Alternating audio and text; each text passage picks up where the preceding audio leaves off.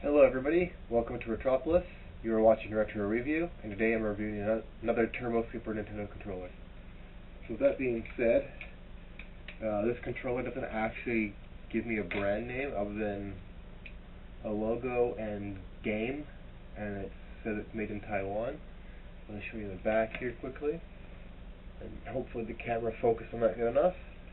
So with that being said, as far as cord length goes, it's about the same length as the official Super Nintendo controllers, which is definitely awesome. Now one thing you'll notice is there are no L and R buttons on the top of the controller, which is actually very awkward. Now the length of the controller, I guess, is quite a bit longer, and it's about the same thickness, so that's kind of nice. Now the extra length is due to the Turbo Select buttons, and as you can see, the L and R buttons are actually up top here. So it's still got the soft rubber start and select.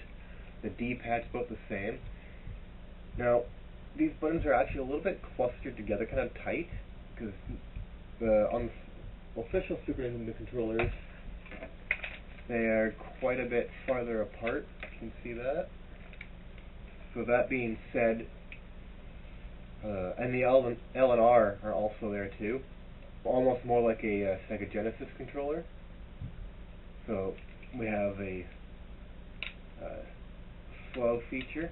It has two different speeds for the slow, which I believe is actually the first setting is by holding the button down, and this one is automatically. And then again, the R, A, B, L, X, and Y buttons, they're color coded, which is really nice. And the first setting is turbo, so I have to physically hold down that button for it to now be pressed.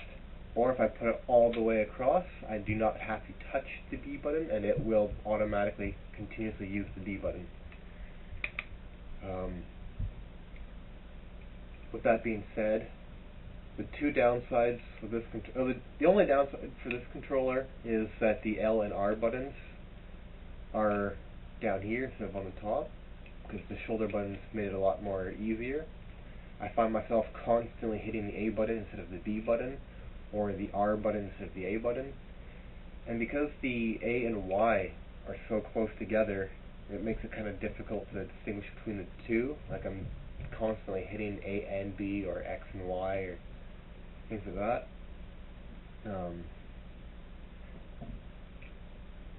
Now there is the only issue with this controller too is there's no turbo for the select button, which it doesn't really matter, because honestly, how many games even use the select button?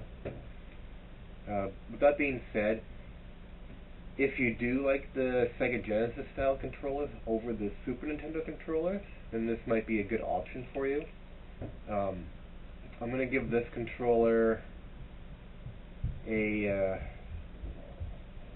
6 out of 7 or 6 out of 10, just because I do like the color difference in the buttons. I do like that it has the individual switches, but the congestion of the action buttons is just too much, and I do not like the lack of shoulder buttons when every other controller has shoulder buttons for this system. Thank you for watching. You can find one of these controllers. Definitely pick it up if you're interested in trying it out. And maybe if you know what brand this is, you could put a comment for that. Thanks for watching, and I hope you enjoy these videos.